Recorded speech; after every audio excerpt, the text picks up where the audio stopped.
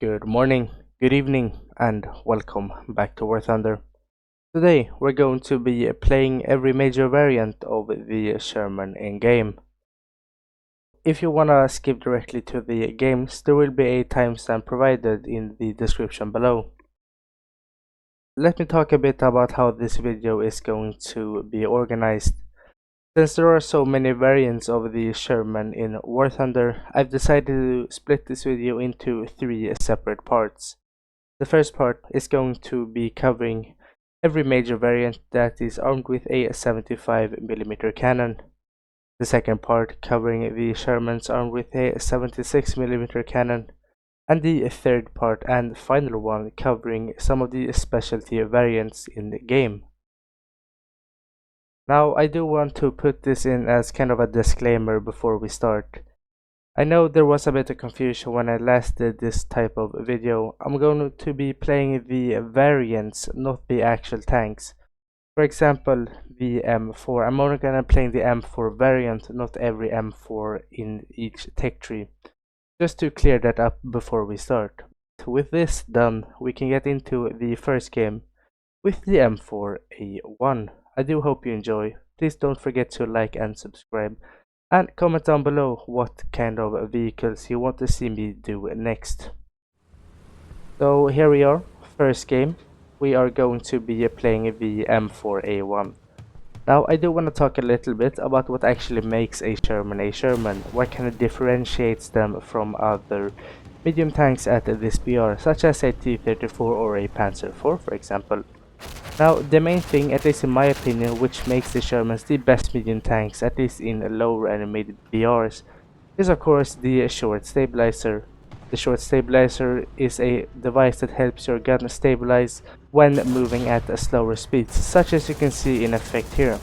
Now, this allows you to play very aggressively in Shermans, at least in lower BRs, helping you getting off the first shot in most engagements. For example, you don't need to worry about stopping and letting your gun bounce and bounce and bounce until it finally stabilizes so you can shoot accurately. You don't need to worry about that in a M4. Now, some Shermans don't have a stabilizer. As a general rule of thumb, you can say that every Sherman with a 75 and a 76 come armed with a short stabilizer as well. Some of the Shermans armed with 105s usually traded for a increased amount of firepower, but as a general rule you can take that 75 armed and 76 armed Shermans do come with a stabilizer.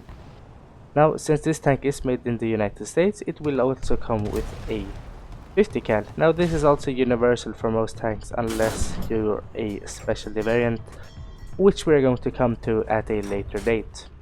Now, a 50 cal doesn't sound like a lot maybe, but it is actually really useful. You can shoot planes down. Most planes really don't survive a lot of accurate hits from a 50 cal.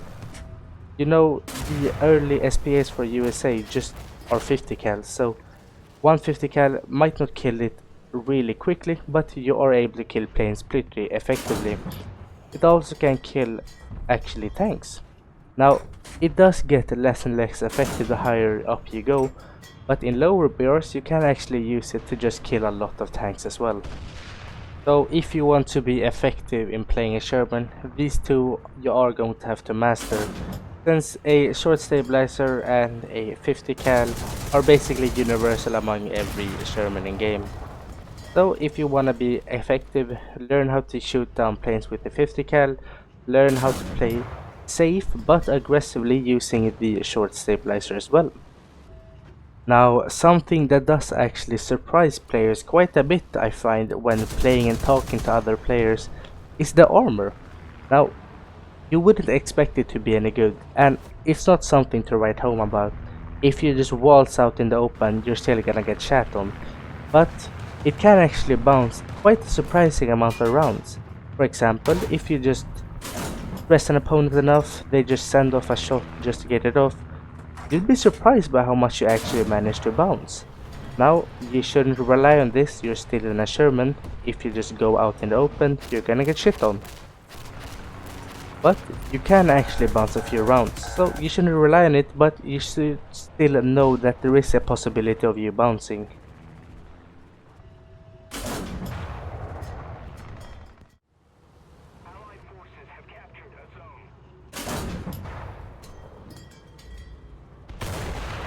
Now, back to the game we have at our hands. We basically circle around the capture point, killing every enemy we see, and we have also captured the opponent. Now, if you look at the minimap, you can see that it's a very big imbalance between friendlies on each side. You can also see that there's not many friendlies left, and there's also an enemy on A.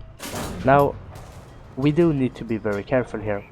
I don't want to go to the left side because friendlies are there, they're probably gonna take care of it, and our right side is very exposed, so we're going to start heading back, start defending a capture point, and also try to relieve the guy spawn camping our spawn, so players don't just die directly when they spawn, so we have as many players left to win the game. I do also load high explosive for this AA truck, since it's gonna be way faster to kill him with high explosive to just overpressure him instead of picking up his crew out. As you can see, we have one APHC round left, so we don't wanna waste it.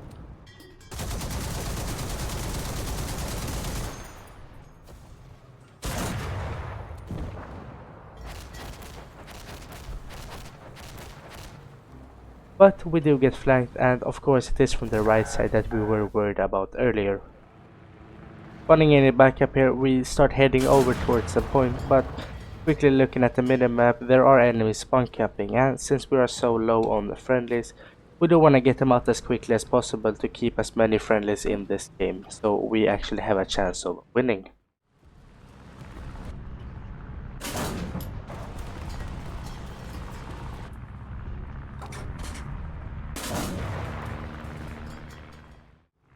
Now we head over to the capture point as quickly as possible, but the chances of us winning are looking slimmer and slimmer by each second that goes by.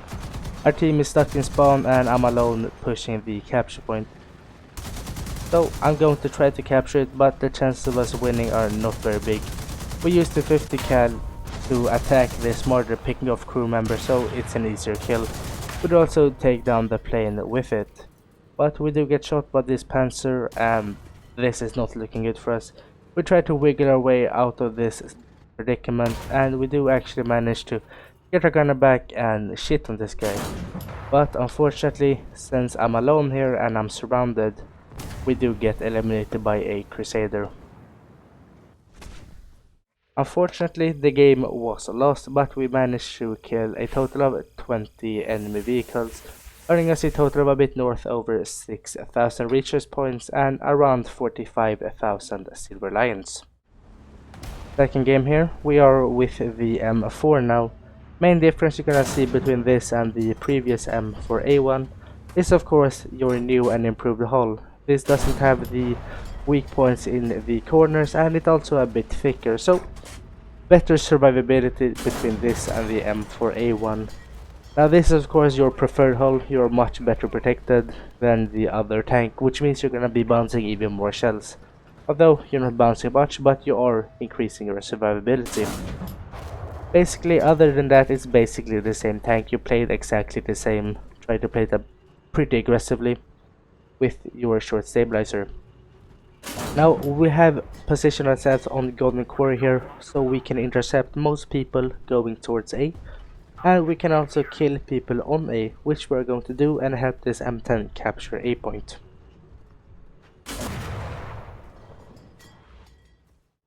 Here is a perfect example why I always recommend to bring some high explosive rounds.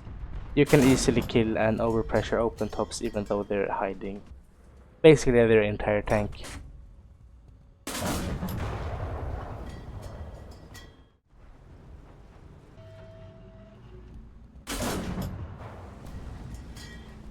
Since our team has basically captured all 3 points, and our team is going to close in on their spawn points, of course we're going to follow them. Now, when closing in on enemy spawns, I always recommend to have some sort of hard cover that you can fall back on, since when getting closer to respawn, the risk of them being in spawn protection is of course much higher, which means you do want to have some hard cover to fall back on, since, I mean, you don't want to be stuck out in no man's land. Well, they can kill you, but you can't do a thing to them.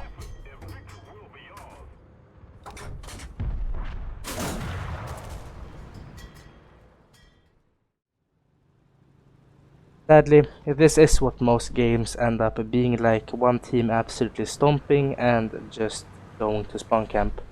It is how the game is designed, nothing we can really do about it. Now we killed the SPA, multiple reasons why, of course, it's SPA, nice easy kill, but second off there are friendly planes up, we want to help them be safe. The KV2 is under spawn protection, and if it were have been another tank that could fire faster, unlike the KV2 which fires about one round every fucking year, good hard cover is good, as I'm using this hill to cover myself until he comes out of spawn protection.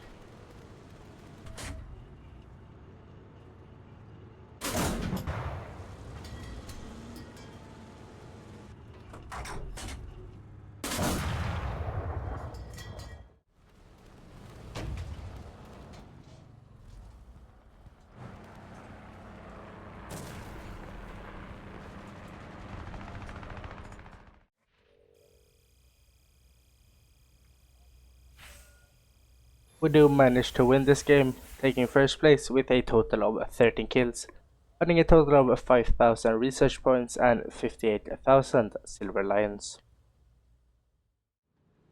Here we are, third game, M4A2. Big difference is of course your mobility. You have a upgraded engine going from 400 to 410 horsepower, so an increase in 10 horsepower, which pushes this from 39 kilometers per hour up to 47, and that also warrants the increase from battery rating 3.7 up to 4.0. You also have some better armor with some added track-link armor on the side of the turret and the hull. Now, you basically play this the exact same. Your gun is not going to be as useful at 4.0 if you get a full up tier, but if you aim for weak spot you should still be pretty good, and you shouldn't really struggle in killing most things.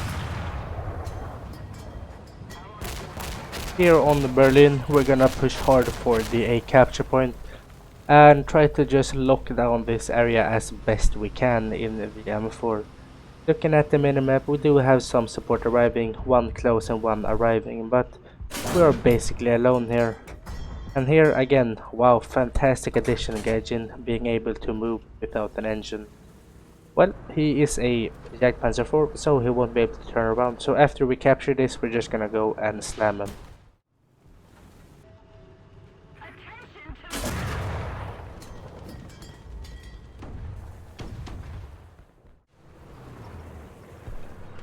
Now, after killing the Jagdpanzer, the friendlies have died on A, so we're just going to carefully flank. I do need to be careful from the right side since that is a pretty popular position, but this KV1 didn't seem to have a headset, so we can just swoop in, kill him from the side and then retake A. Now, after capturing the zone, we're gonna head over towards it.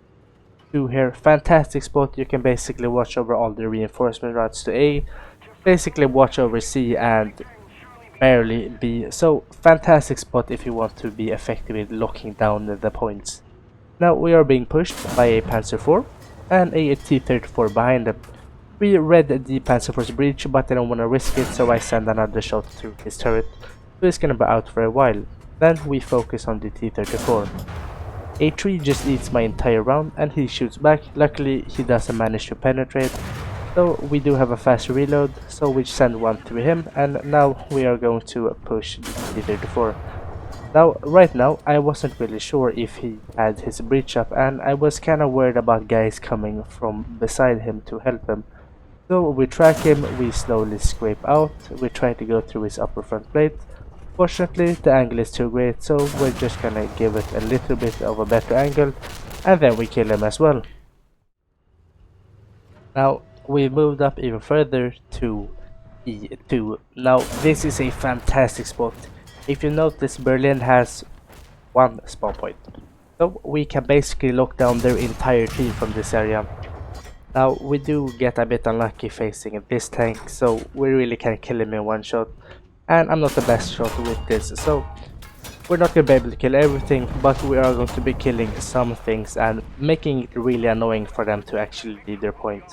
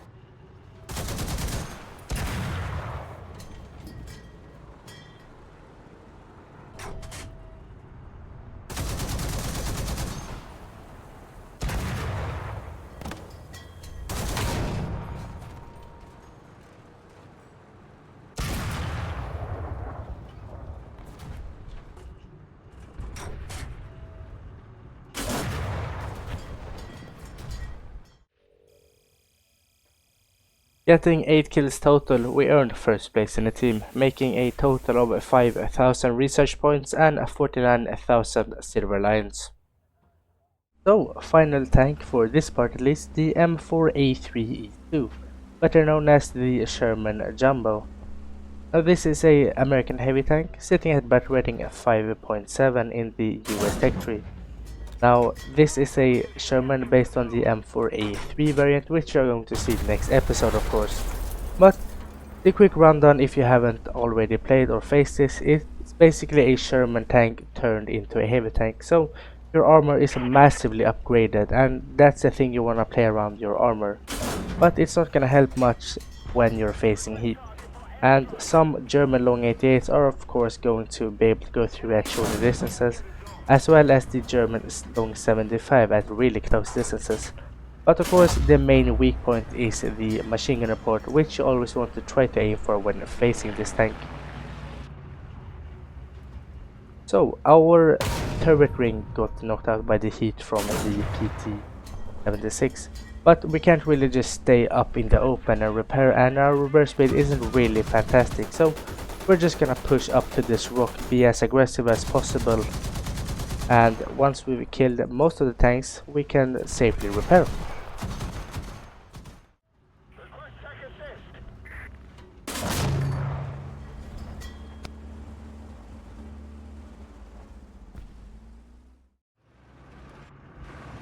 Now pushing up to this rock, as you can see on the minimap, there's a lot of enemies here, and we really don't want to be too aggressive. We do still need to take care of a lot of enemies here, but we do want to hopefully wait for friendly reinforcements from sea.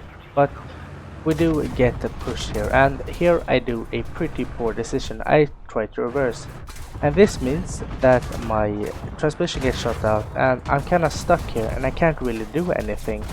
So I'm just gonna hope for my armor to save me and wait for my teammates to come back.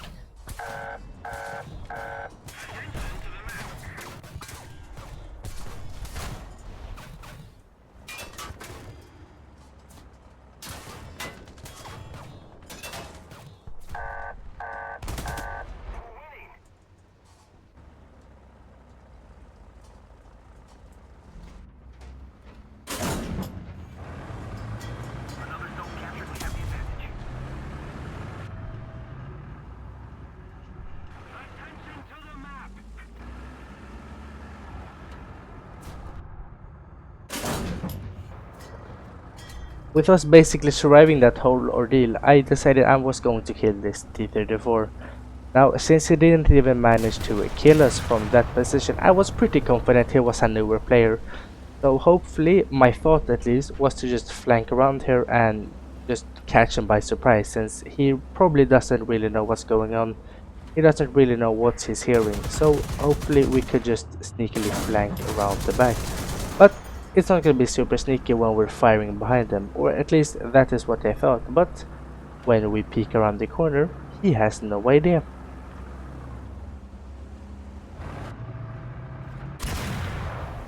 This is just a for every new player. If you're watching this, learn to use the sound you're hearing and learn how to identify enemy tanks by sound, or at least the direction that they're coming from. Now we're just gonna push up over this dune, and again, I'm not really sure how he's not hearing me.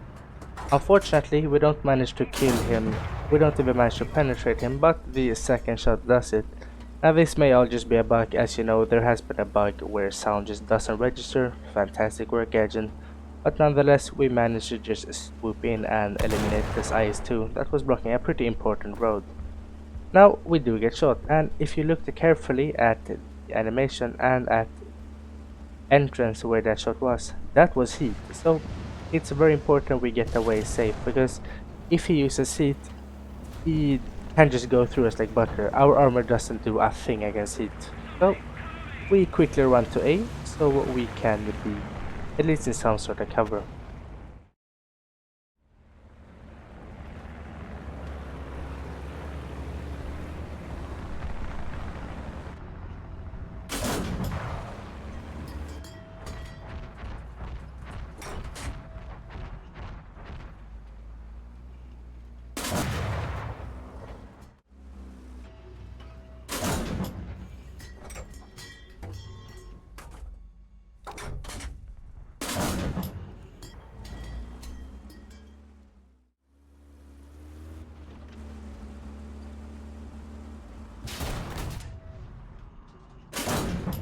Here is just a bad position we put ourselves in. I'm really not sure why I did this.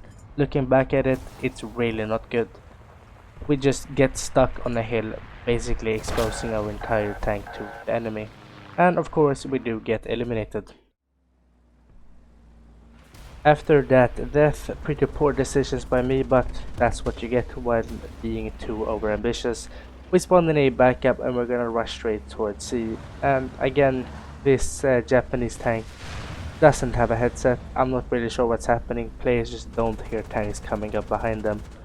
But anyways, we're just gonna kill him and then we're gonna retake C. Now, I rush straight towards C for two reasons. First off, I'm gonna have support from my teammates while trying to cap this.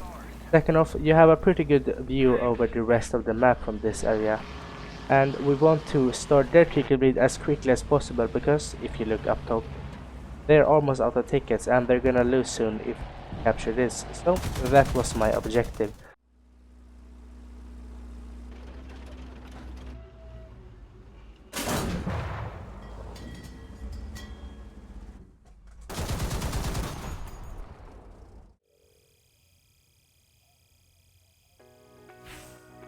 Taking down a total of 11 enemy targets, that makes us first place in the team, earning a total of 9,000 research points and 83,000 silver lions. With this, the video is at its end. If you enjoyed it, please leave a like and subscribe, and stay tuned as there will be more content to come about War Thunder in the near future. Until next time, take care.